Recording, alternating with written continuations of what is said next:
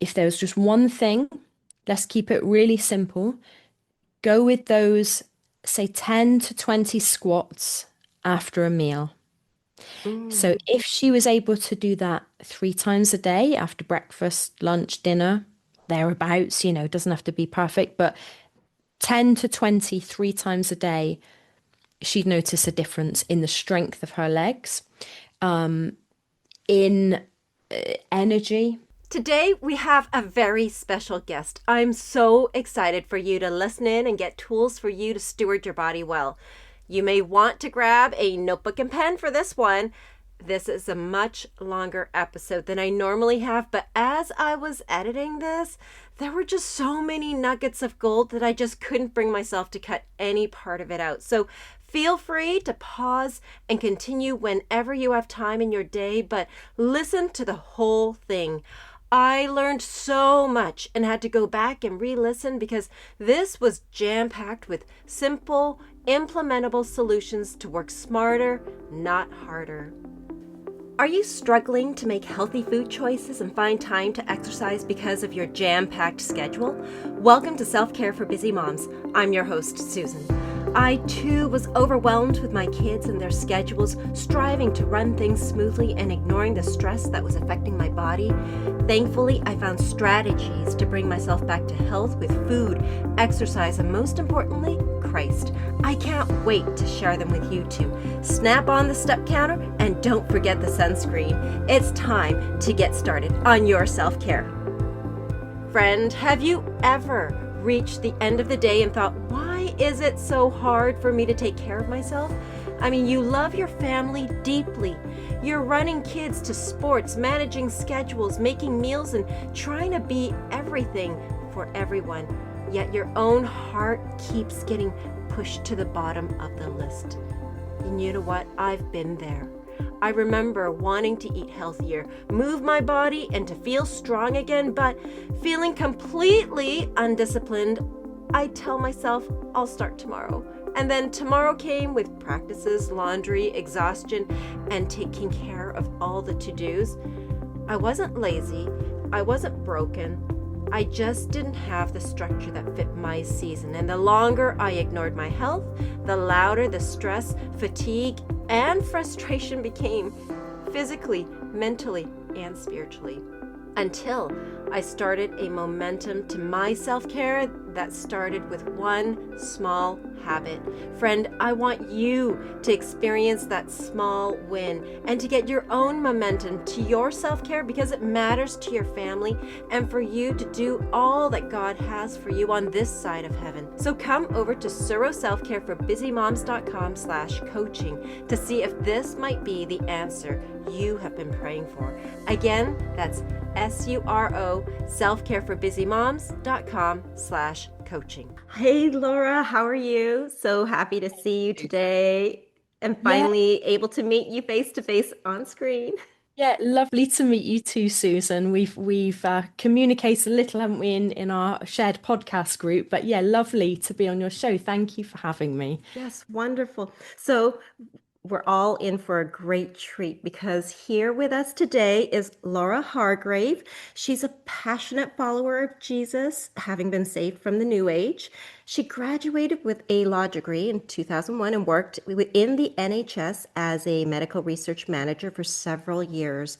She then left her job to qualify as a natural health nutritionist, and for the past 20 years, she's helped thousands of people all over the world to achieve better health and joy in life via her one-on-one and group coaching programs. Laura has written 2 major published health books, and she's an in-demand speaker. She knows what it's like to overcome health struggles and going from overweight, unfit smoker at university to a fit ultra marathon runner in her 30s, and now following a smarter, not harder approach to health. She's leaner, more vibrant in her late 40s, and she has hundreds of testimonials from people she's worked with who've lost up to 110 pounds in weight, reversed or eased type 2 diabetes, autoimmune disease, gut issues, heart disease, cancer, joint pain, asthma, sleep apnea, depression, anxiety, liver disease, EMF sensitivities, psoriasis, long COVID, and more. Goodness, that's an amazing list.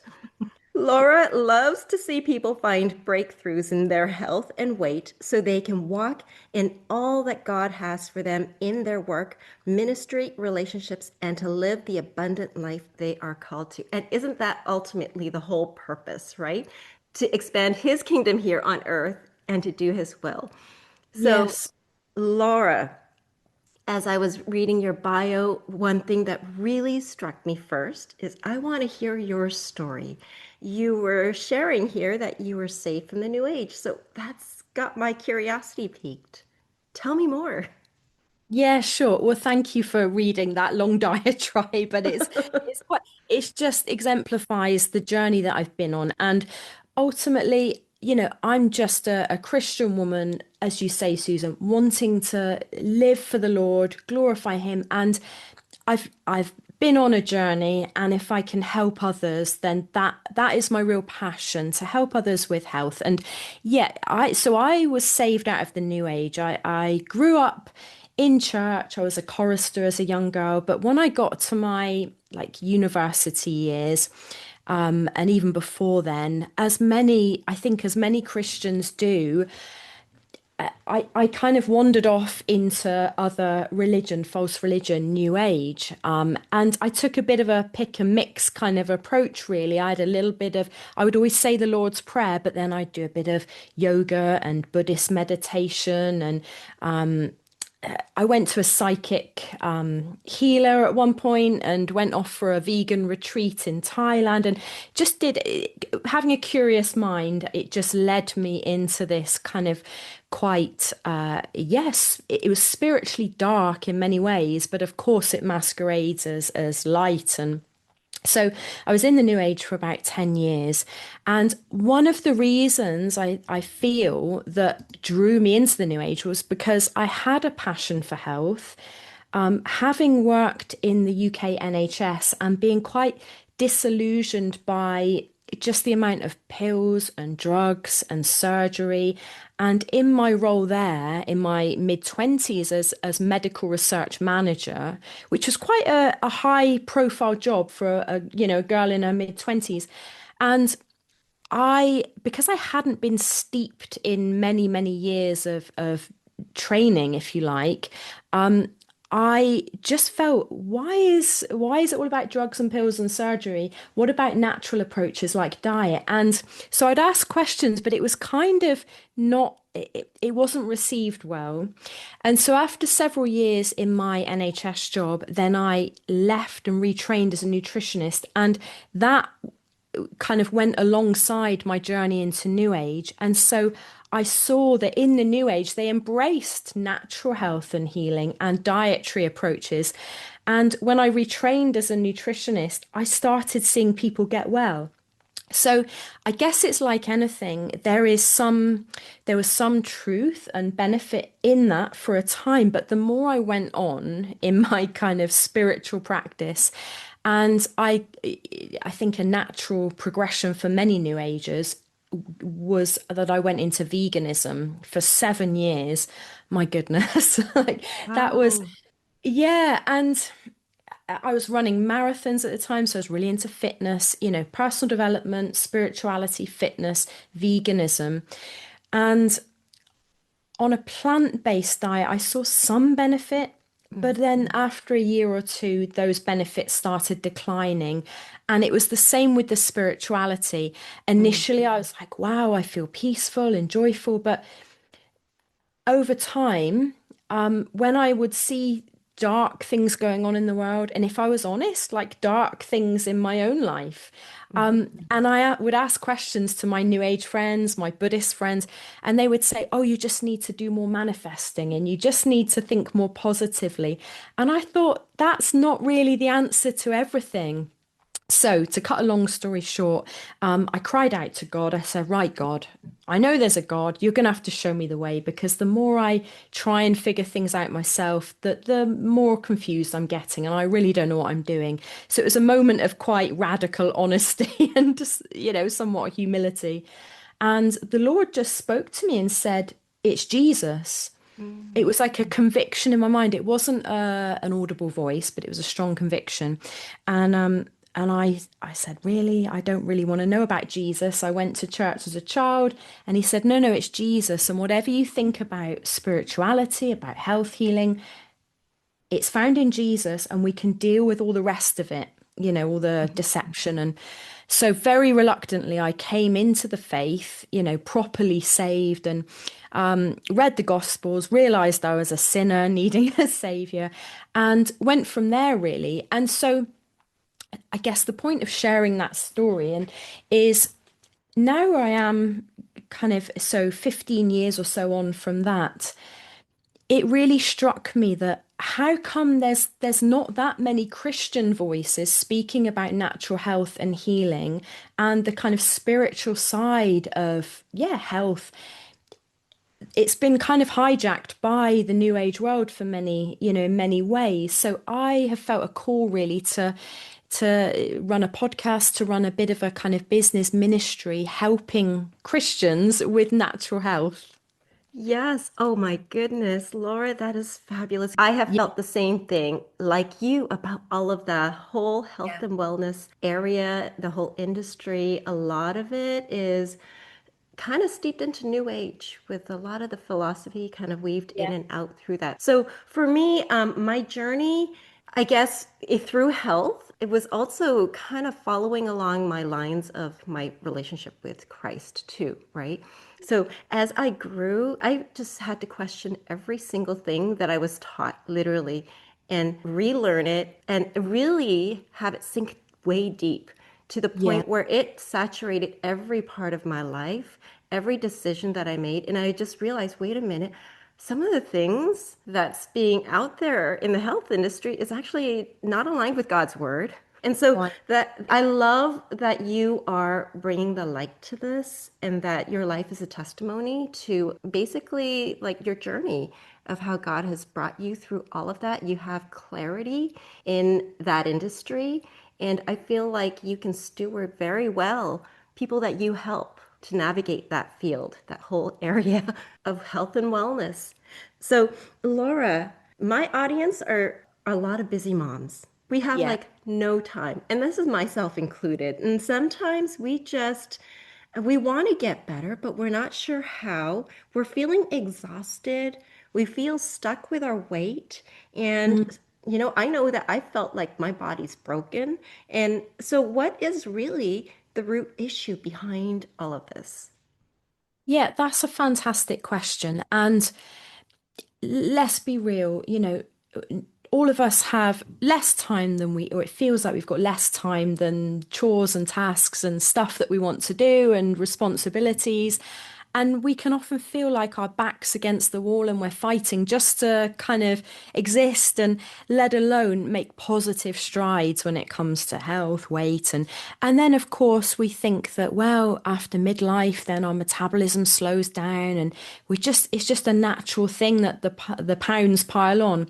But I'm here to say, having worked with literally thousands of people around the world over the last 20 years, of all ages, with every disease imaginable, that it's the simple things and it's rooted in metabolism, simple metabolic health things that will move the needle.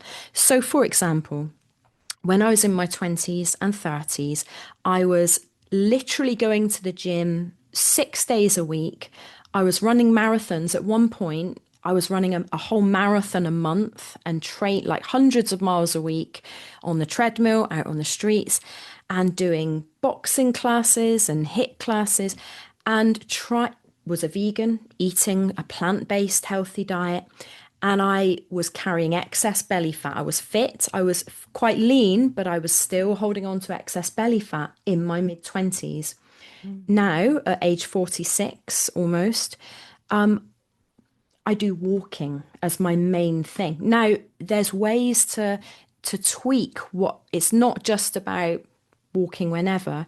For example, if you do a fasted morning walk, that's going to be more efficient metabolically and for fat loss than a walk kind of, in mid-afternoon. So it's about working smarter, not harder. And that's something we hear, often in many different ways. But it's so true when it comes to our metabolic health. It's not a given that when we get older or once we've had a baby, then metabolism slows and our body completely changes. Of course, it does change having given birth, but we can absolutely be in good shape, in good energy, and it has to start with metabolism. So I'd love to dig into that a bit more if that, Yes, please. I would love for you to dig more into the simple metabolic health that you just mentioned because we all need more simplified. yeah, yeah, exactly.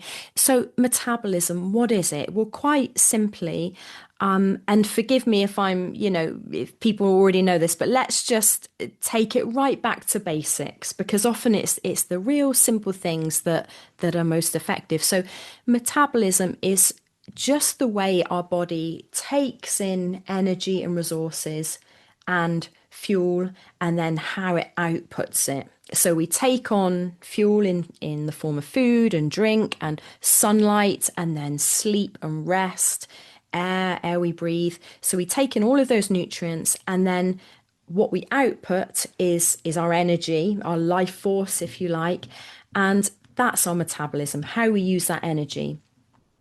Many people, as we know, maybe we do, I know I did for years, struggle with we might wake up feeling tired. We might wake up feeling fine, but then mid-morning, there's a bit of a crash. Mhm. We have a sugary snack, a high carbohydrate breakfast, and we get a bit of a spike in energy. And then an hour later, we're hungry and we're tired. Mhm. So many of us, without realizing, are on this blood sugar roller coaster of up and down all throughout the day. So what happens is too many carbohydrates, in essence, is in our modern diet, our standard American diet, standard Western diet, because it's so carbohydrate rich. And let's face it, it's not mainly sweet potatoes and, as you teach, Susan, kind of Mediterranean foods. It's, snack bars and Right. cereals and cakes and crisps and things, chips. So that spikes our blood sugar. The body's God-given response to that, to bring that blood sugar back into balance, is to release the hormone insulin. So insulin's released, blood sugar comes down, and then an hour or so later, we're hungry again. And we've kind of crashed in energy. So we have another sugary snack, goes up, goes down, goes up, goes down. Now we can kind of get away with that in our 20s, maybe into our 30s. Certainly by the time we get to 40s, 50s, 60s, 70s, that's going to lead to the thing that when I last looked at the statistics, 90 million Americans are suffering with this, and 90% of them don't know they have it.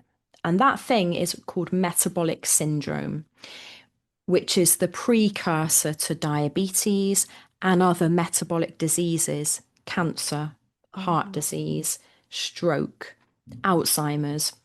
And that's as a result of literally decades of spiking blood sugar too much through a high carbohydrate diet. So, one of just a simple way and a really effective way to start balancing metabolism is to focus more on healthy fats, healthy proteins, and reduce the carbohydrates in our diet. great. So the focus is really just to balance our metabolism. Yeah, it has to be focused on metabolism, Mhm. and sleep is a factor in that. Exercise and movement is a factor in that. There's various components, but probably the biggest one and the easiest one to kind of address and see really quite rapid changes in is our diet. And of course, we're all trying to change our diet. How many women do we know that have never been on a diet and not looking to kind of make some positive changes in some way or other with their diet? But Right. the thing is, there's a lot of conflicting information, isn't there? Yes. We can read one day that Mediterranean diet is brilliant. And then the next day, no, it's the DASH diet or a Mm. keto diet. Or so many people think, oh, who knows? I'll just, do what I think best. Mhm. But as I say, a few, like in the fundamental things are making sure we get enough healthy protein and good fats. Okay, so when you say good fats, what do you Yeah. mean by good fats? What would be some examples of that? Mm. Yeah, really good question. So butter, Okay. grass-fed butter Hmm. in particular, which is really rich in omega-3s, in vitamin A, vitamin D, vitamin K2. It's, yeah, a really healthy form of fat. And of course, in our day and age, we've been told that butter is bad. Maybe I think there's a shifting tide in that somewhat, but yeah, butter is fantastic. It tastes good. It makes everything taste good. You put butter on vegetables and they taste wonderful. So, Absolutely true. That's so true. yeah. Whereas these low fat, supposedly heart healthy margarines Mhm. are anything but that.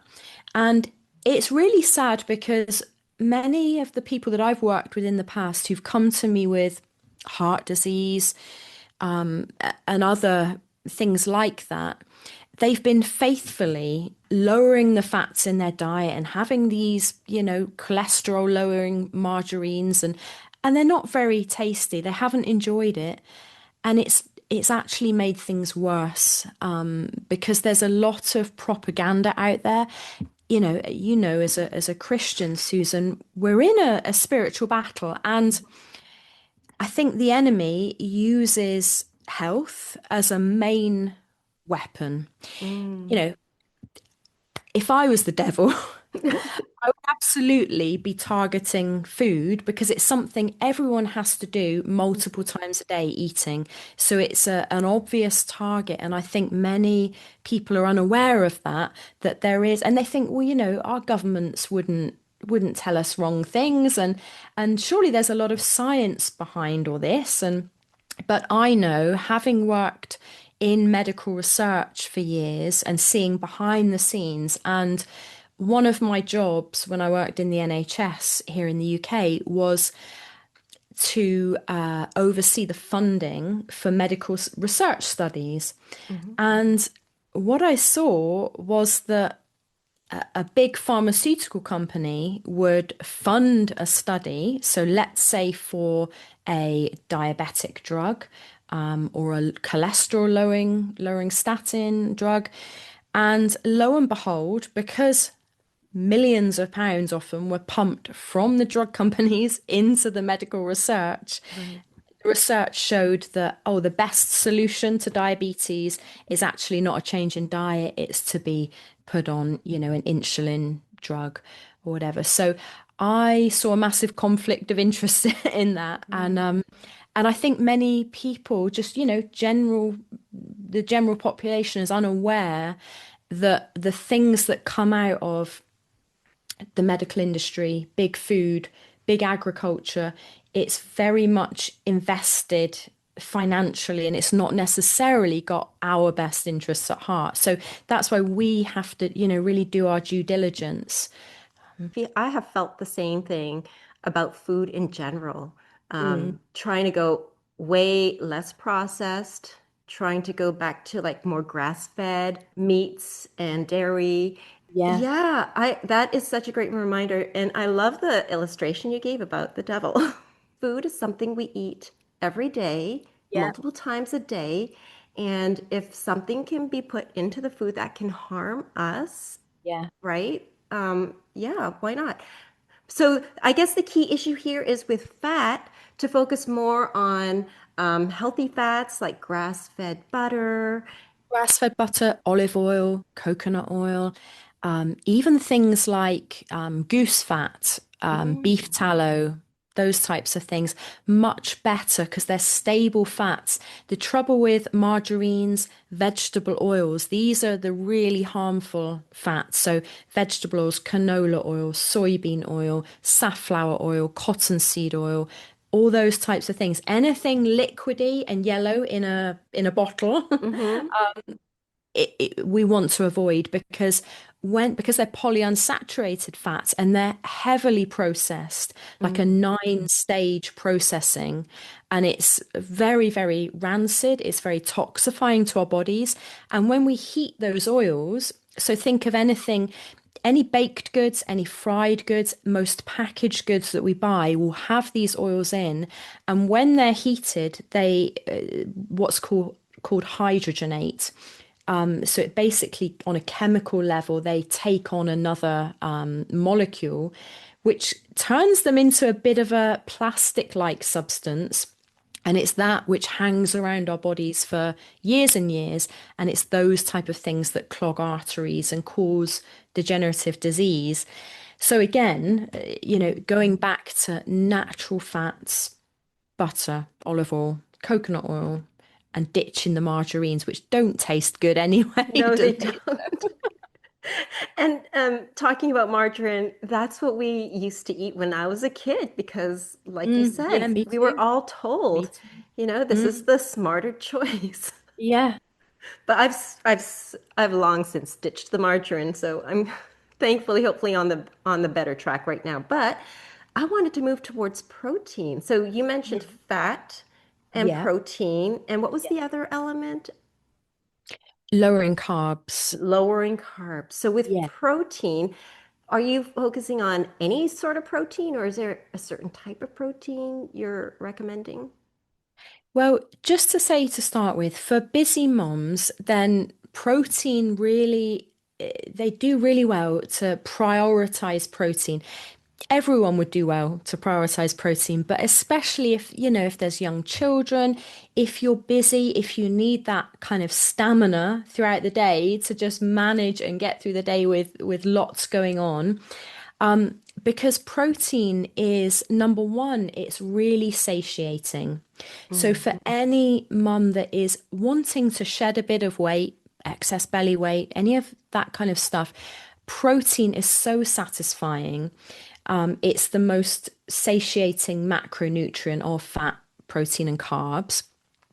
It's got a higher what's called TEF, thermic effect of food, which Mm. simply means if you were to have, say, two people on two different diets, one mum on a vegan, high plant-based or plant-based, high carbohydrate diet, as I was on for years as a vegan runner, 1,800 calories, and another mum on same amount of calories but much higher protein and including some animal proteins. Mum number two would start losing weight and have much more energy and just better resilience in her day-to-day life than mum number one, because mum number one is spiking blood sugar up and down, and she's Wow. not getting the satisfaction of the protein that we need to build muscle, to build strong bones, to support our hormone health, and all these other things that protein is essential for. So, yeah, so in terms of what type of protein, animal proteins are best Hmm. because they have all of the 9 essential amino acids that we don't produce ourselves. And, I know very well when I was a vegan, then the vegan kind of argument is, well, you can get all 9 essential amino acids from chickpeas, plus hemp seeds, plus rice protein. So you can kind of put it all together and it Hmm. makes all 9. But it's a bit of a Frankenstein food, if you like. It's not as effective. It's not as good for us as animal-based proteins. So, in particular, things like grass-fed beef is fantastic because Hmm. it's got omega-3s, it's got the right ratio of fat to protein that our bodies and hormones for women.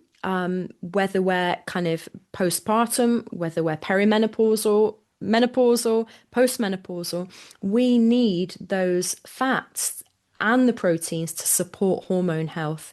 So yeah, red meat, beef, ground beef, beef mince is a fantastic one. Perfect. Thank you. Yes. Um, Mm. Now, I loved your term smarter, not harder health.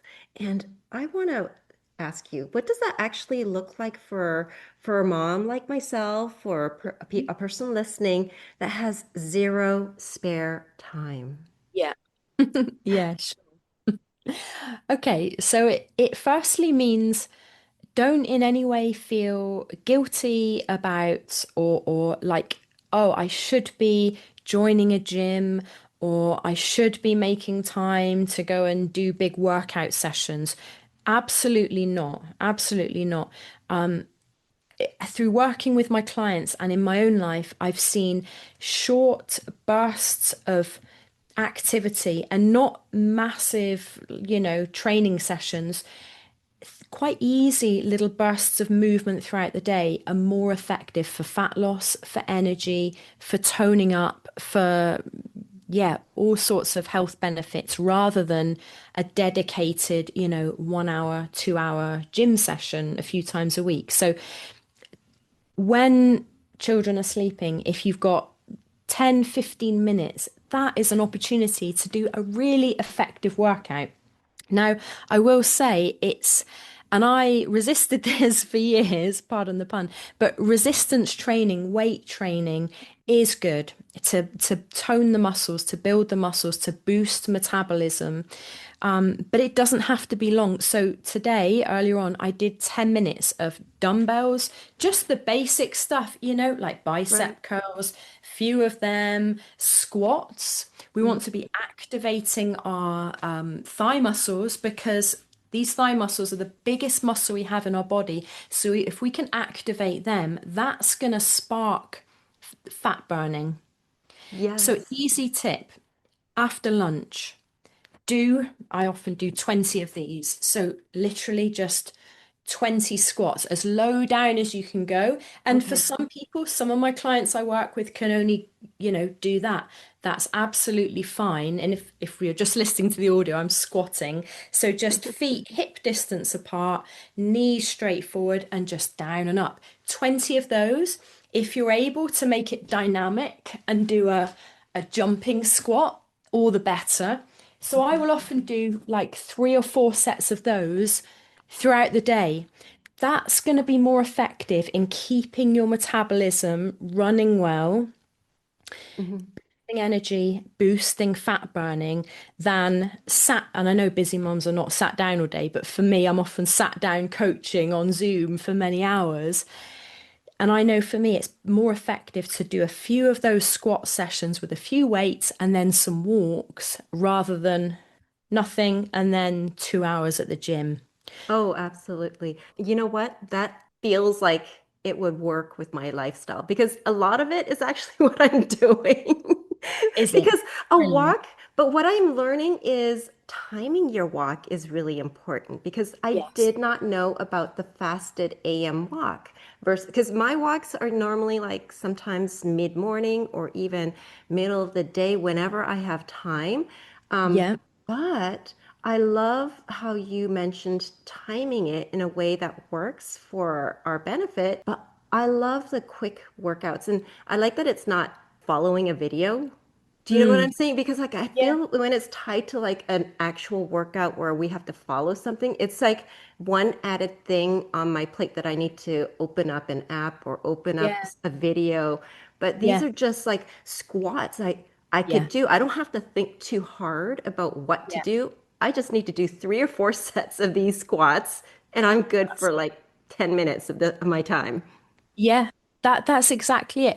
So in my I've got a 6 month health program that I run and called Health for Life, and in that, and I've been running it for years, and in the last year, because well, one of the things I saw was that people they didn't want to do long workouts. They didn't particularly, as you say, even, there's probably hundreds of thousands of workouts on YouTube that we can all access for free from 5 minutes to probably 2 or 3 hours, I'm sure. But yet, many of us don't resonate with that and don't want to do it. As you say, it's just another thing that we have to do. So I created what's called my 4 minute kettle boil exercises. Wow. This was born out of first thing in the morning when I get up and I'm boiling my coffee, making my coffee. I found myself in my kitchen just stretching, doing some squats, maybe against my work surface, doing some press ups. Okay. And over time, I thought it was toning me up. I was seeing results just from these 4 minute morning exercises. Yes, I was doing some other stuff, but I noticed a difference when doing them. So I mentioned it to my Health for Life group, and I said, "Is this something you'd want to do?" And they said a resounding yes. So I Mhm. filmed them and put them in. And many of the people in my program, there's a lot in there, younger, but there's many women in their 60s, 70s, even in their 80s, and they're all doing these 4 minute Wow. exercises and feeling better from them. So, yeah, again, smarter, not harder. Yeah. That is such great news. It's such good news to me, and I'm sure it's good news to anyone listening that it's not like the big things that we need to focus on, but it's consistently daily and small things, just small wins that we can work on every Yeah. single day as a habit. Yes. Yes, simple, doable things that aren't going to spark feelings of guilt if oh, I've got to do this thing. And like you say, it's just another thing on my plate. No, let's remove all that. Anyone can do 10 squats. If mobility is an issue, just go down as far as you can or do something else. You can sit, even if you're sat in a chair, you know, I get my ladies sometimes. I say, right, we're going to do some arm exercises, and I get us doing a minute of these. Tell you what, after a minute, your shoulders and back are aching. It's burning. So it's effective things that, yeah, are simple to do. So what is that movement called? What Oh, would I don't so it's know. Just basically putting your arms okay, arms back, so back. as far back as you can go. So your traps here are kind of tense, Mm-hmm. then up and down. That will build stronger back muscles. If Oh, we're used right. to slouching, it improves posture. That's right. I And then feel it. Yeah. yeah, these as well. Okay, that's like where your hand is facing upward and Facing it's right upwards. next to your body, but then you're spreading it Yeah, out, right? spreading it On out. either sides. Okay. Yeah, so for the audio recording, I'm sat down, arms by my side, lift them up, bend at the elbows, and then put your palms up, and then we're just going out, so straight out to the side like a kind of cross, and then back in, Perfect. out and in. And again, if you do a minute of those, deceptively simple but effective, that will tone your arms doing that consistently. Oh, I love that. I'm all over small little exercise moves, even while sitting down that I could do when I'm sitting at the computer. Yeah. Um, yeah, things that I can incorporate throughout my day. Laura, this is great. Thank you so much. Okay, Welcome. And just yes, lastly on walking. So I think it's my last podcast episode I did. So my sure. podcast is Health and Faith, Health in Hmm. Faith. And episode, I think 22 was on 5 simple exercises, five easy workouts, I think it is. And I talk about, as you mentioned, or as I mentioned at the beginning, fasted walking. I also talk about what's called postprandial walking, so the benefit Oh, of a after dinner walk on, okay. again, fat loss, metabolism, lowering blood sugar spikes. So yeah, that's episode 22, 5 easy fat burning exercises God designed to boost your metabolism and weight loss. And Perfect. that's health in faith. If I had to choose, okay, I can only do one walk in a day, either a Yeah, fasted AM walk or a post-dinner walk. Which would be yeah. better? Which It would you choose? depends. Well, it depends on what you're eating for dinner. If Mm. your dinner, let's say you've eaten more carbohydrates than you normally would. Say you went to dinner with a friend and you were given a lot of pasta and maybe a dessert, a cake, so something quite high carbohydrate. I would do that walk after dinner Mhm. because it's going to mitigate somewhat blood sugar spikes, blood sugar, insulin, crash, fat gain around the belly kind of thing. Okay. But if your diet is kind of day to day focusing, as I mentioned, a bit more on protein and healthy fats, I'd probably go with the morning fasted walk because overnight we have had this fast. And for many women, they like doing a bit of intermittent fasting. So if we can extend that fasting period between when you eat, the night before and have breakfast, then that can spark what's called ketosis in the body. Hmm. So whether our bodies are burning our own fat stores, and going for a fasted walk will boost that, enhance that. And another process which is called autophagy, which is again fat burning and the body kind of cleaning house in terms of recycling old cells, and it's anti-aging, it's healing, and it really boosts metabolism. So yeah, I'd probably go with the fasted morning walk. Okay, perfect. Thank you so much. Now, you integrate faith with health, which I Mm, absolutely love. So, why do you believe our physical health matters so mm, much to God, especially for moms? mm. Yeah, really good question. It's been my observation coming out of the new age, where they make no bones about it. They want to be healthy and very front-footed in promoting natural healing and all those things as part of, if we want to have an abundant life and thrive, then we have to take our health seriously. I feel somewhat grieved that in the Christian world, and not everywhere, and maybe this is just my experience, but I struggle to see Christians and Christian ministries really putting forward, natural health practices. And I think, I don't know, tell me if you see this as well, but I think maybe as Christians we feel it's a bit ungodly to be focusing on weight and how we look and health, because we've got the serious business of, homeschooling children and prayer and evangelism. And when we go to church prayer meetings, how often in those prayer meetings are we praying for John's ulcer, uh, Jane's heart operation, so and so's arthritis, So it's kind of like I was seeing this mismatch between, well, Mm, hold on, Christians aren't really prioritizing health, but yet our prayer meetings are full of health issues.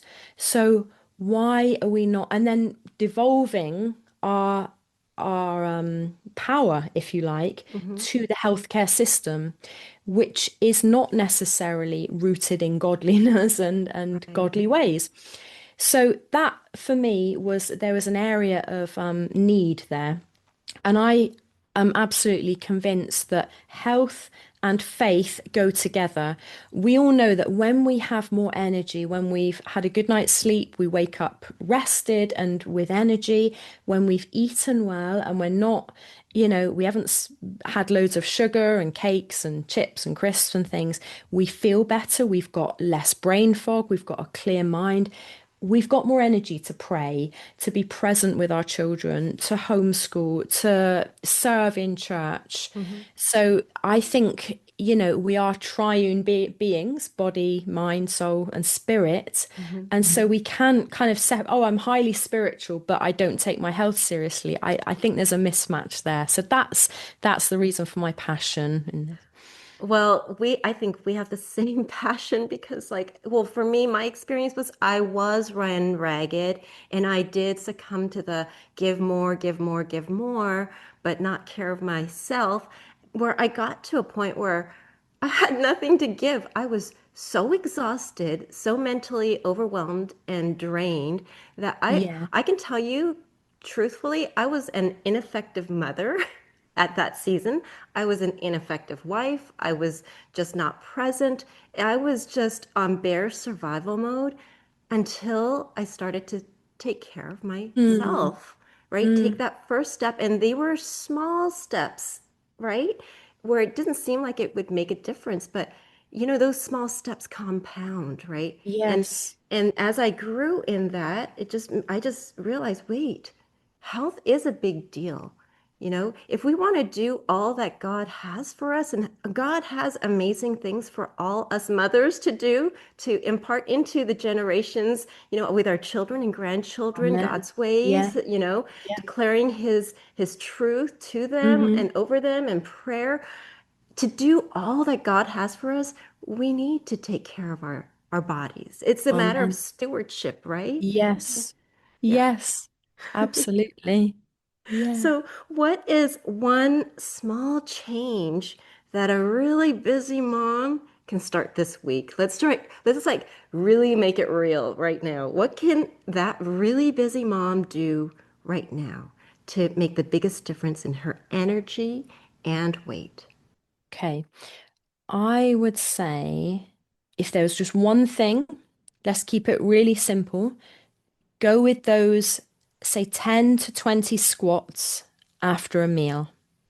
So Mm, if she was able to do that 3 times a day after breakfast, lunch, dinner, thereabouts, it doesn't have to be perfect, but 10 to 20, 3 times a day, she'd notice a difference in the strength of her legs, in energy, not these blood sugar ups and downs. So mhm. irrespective of what kind of diet she's currently on, that will really be a benefit. Be a benefit. Yeah. Wow. Okay. So that's kind of going along the same lines of what I've been just learning a lot just in my own personal reading. Like when we talk about anchor keystone habits, right? Right. Yeah. So exercise, like doing squats after every meal, that is a keystone habit because if you just do that, it will affect every single part of our lives because ultimately that will lead to making better food choices, right? Having more Yeah. energy. And so I love that, Laura. Thank you so much for your quick and easy solutions for a busy mom that literally has zero energy or time or bandwidth to like even think of something fresh to do for Mm. herself. So sometimes we do need to be, given a guide on what we need to do as the first step. Sometimes Yes. that first step is the hardest step. Yeah, absolutely. And that is a fantastic first step. I will say that, you know, as anything, that's a first step which ought to lead to a second and third step. When it comes to health, then we do need to look at things holistically. So I have a 4-step guide, free guide that talks about basically the 4 areas or the 4 things that we need to focus on to really improve health, to get into the shape we want to be in, where we feel good in our own skin, confident in our body, with the energy, the mental clarity. And so it's called my tandem waltz framework. Are you happy for me to speak on that briefly? Sure, go ahead. Okay, so tandem waltz, it's an acronym and it stands for T, which is testing, AND, which is addressing nutritional deficiencies, EMWA, which is establishing or optimizing metabolism, weight, and appetite, and then LTZ, which is lowering toxic zones. So that all sounds like a lot, but in essence, what it means is in order to, this is for people that really want to improve their health and take it seriously, but in a simple way. So, Mm, to start with, I see many people that I work with and they think they should be taking supplements. So, for example, a lady I was working with yesterday said, I'm taking ashwagandha, vitamin D, and what else was she taking? NAC. She said, mm. should I keep taking that? And I said, well, why are you taking that? Well, I don't know. It's kind of like a friend has said it or she's read it in a magazine. But the fact is, we can be taking supplements, we can be doing things that we think is good for our health, but is it actually? The only way to really find out is so the best way is a blood test. Mm. That's because then you see, okay, there's these deficiencies, there's these areas I need to work on hormonally, thyroid, whatever it is. I appreciate not everyone will want to do that. But so the other things we can do is just track. And again, it takes a little bit of time and intention, but not a whole lot. I'm talking kind of 10 minutes a day max. There's multiple calorie and macro trackers out there. You don't have to do it forever, but it's a bit like if someone was struggling financially and looking to get out of debt, you don't just neglect your bank statements for months and hope for the best. You want to be looking, okay, where is money going out? Right, You right. know, where do I need to plug the holes and where Uh-huh. do I need to be more frugal? So it's the same with our diet and energy. If we're struggling with health, if we're looking to lose weight, if we're looking to improve health, it's worth tracking for a week. Just put everything you eat into a macro tracker. And what you'll see is, oh, patterns will emerge. And it's worth taking the time to do because otherwise we can spin our wheels for years wondering why. And we can condemn ourselves. I don't have self control. Why do I reach for sugary snacks in the afternoons? What's wrong with me? Why am I emotionally eating? Why am I finding myself binge eating at certain times? And we can blame ourselves when actually it could be. I was talking through with one of my clients this morning. She struggles with a lot of cravings, and we looked at her breakfast, which was porridge with oats, milk, bit of honey. There's 58 grams of carbohydrates, straight sugar, basically, in that breakfast. That's spiking her blood sugar first thing in the morning. And then no wonder, and there's very little protein, no good fats. No wonder she's hungry again an hour or two later. And we contrasted that. I brought up what I had for breakfast. And by no means I'm not perfect, but just as an example, I had eggs, a couple of eggs. I had some prawns, which I don't always have, but I kind of have a bit of a savory breakfast. I had some prawns and I had some vegetables in butter. And then I also had a coffee and a couple of squares of dark chocolate. I tend to eat my meals like earlier in the day and Hmm. less. I appreciate not everyone wants to do that. But the point is that was a high protein breakfast, good healthy fats, a lot of nutrients. And that sustained me all the way through till mid-afternoon. So by tracking calories, macros for just a week, that will give a really good picture. Oh, for my age, for my activity levels, for where I'm in life hormonally, I should be having, let's say, 100 grams of protein a day, but I'm only hitting 60 grams. And so, but my carbs are really high. And on certain days or certain times, I'm noticing patterns with the things I'm eating. So that would be a really good place to start, just testing for a week to get a good picture. You'll also see kind of areas of nutritional deficiency. Uh-huh. So which brings me on to the second thing, and I'll be brief with the rest of them.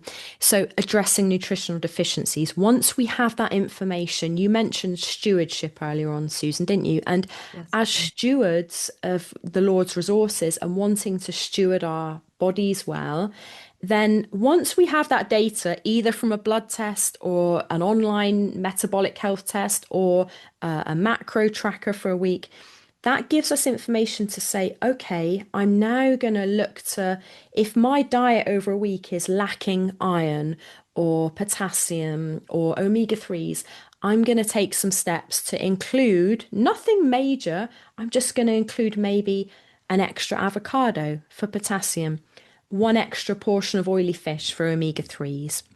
Little steps done consistently, really effective. So that's the second thing, addressing nutritional deficiencies. Third thing is establishing metabolism, weight, and appetite, which very much will flow quite effortlessly from the prior two things, because now we've got the data to Hmm. understand what's going on.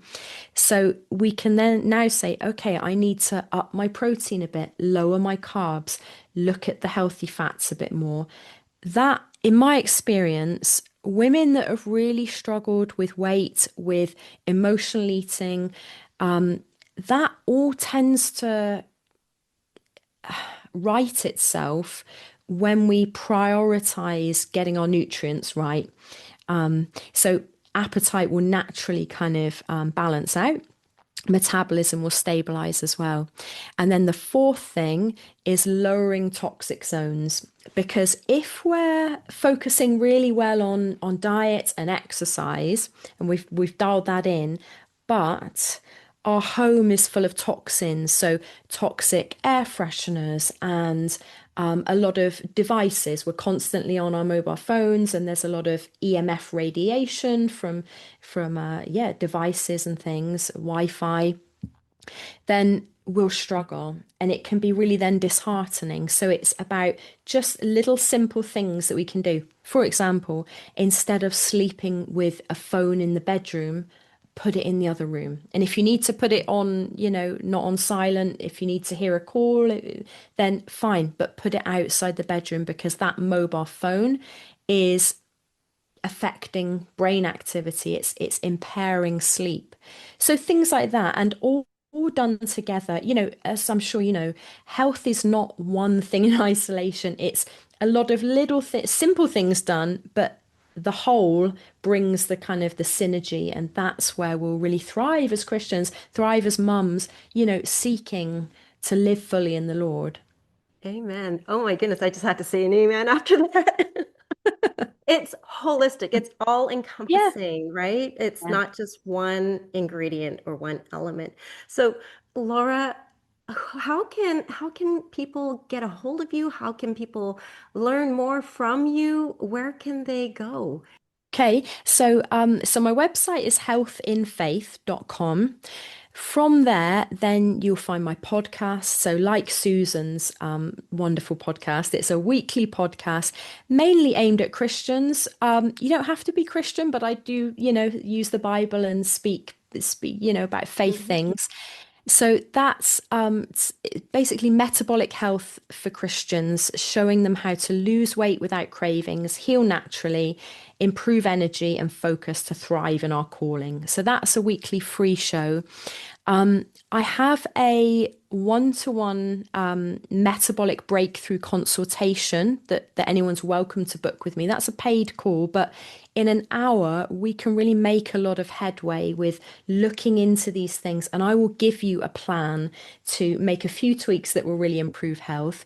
And then I also run my group coaching program. So I mentioned Health for Life, which is a Mhm. 6-month group coaching, again, mainly for Christians, but non-Christians welcome to join. Just bear with the fact that, we'll be speaking, through a faith lens. And some people have joined the course and become a Christian through Oh, being in a group, which has been that's great. amazing. And for anyone that wants to explore a ketogenic diet, which is a very low carbohydrate, higher fat, moderate protein, I run a course called Keto Life as well. So all of those can be accessed from my website, healthinfaith.com. As I mentioned to you, Susan, before our call, so I'm happy to do a 10% discount on each of those programs for your listeners. Oh, wow. Wow, that's generous. Thank you, Laura. Yeah, pleasure, pleasure. So I will set up a coupon code, and if I set up the code Susan, and you can find my programs on my website. And then lastly, I've got the 4 things that I mentioned. So the 4 steps, the tandem waltz framework. Oh, yes, yes. I did a whistle stop tour of that, but I've got a 4-step guide, health guide for Christians, which goes into this framework in a little bit more depth. So yeah, that's available from healthandfaith.com/guide as well. So Oh my goodness, Laura, you are just a wealth of information and such bless you. so amazing. This conversation, I'm gonna have to go back and rewind and listen to again, and because there's just so many things that I actually want to make a note of for myself personally. So, Laura, thank you so much. I Oh, really am so thankful that you're able to take your time out of your busy schedule to meet me and have this wonderful chat. And I am really excited to just getting to know you more and developing a relationship with you. likewise, thank you, Susan. Really appreciate it. It's been a real blessing to be on. And yeah, look forward to, thriving as Christians. We want to Yeah. really thrive in our walk, don't we? And we've got an enemy against us, and we need all the help we can get. And it's good that Christians with slightly different focuses can work together so we can all thrive. What's that phrase? A rising tide lifts all ships. So that's what I have a real heart for that, to work with other Christians so we can all thrive. So yeah, thanks so much. Really appreciate being on. Thank you so much, Laura. Hey, Mama. Thank you for listening to the end. If you enjoyed today's episode, would you bless another mom who's looking for simple routines to feel healthy again? Also, please leave a quick review for the show on Apple Podcast. I'm always so encouraged to know that this podcast is helping you. Together, we can encourage one another for long-term strength and health because it matters to our families and for future generations to come. Just a reminder that I am not a substitute for medical advice. God bless you.